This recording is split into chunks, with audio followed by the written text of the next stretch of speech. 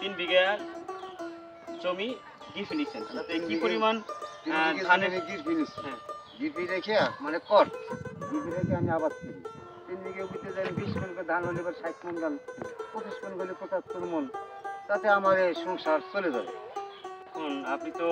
শুধু এই কৃষির উপরই কাজ করেন আমি কৃষকের ভারি আমি না আপনি অন্য কোনো কাজ করেন না আমি আর অন্য কোনো কাজ করি কৃষকের ভারি। আপনার জন্য দোয়া থাকবে আল্লাহ পাক যেন আপনার মুখে তাকায় আপনার এই মাঠে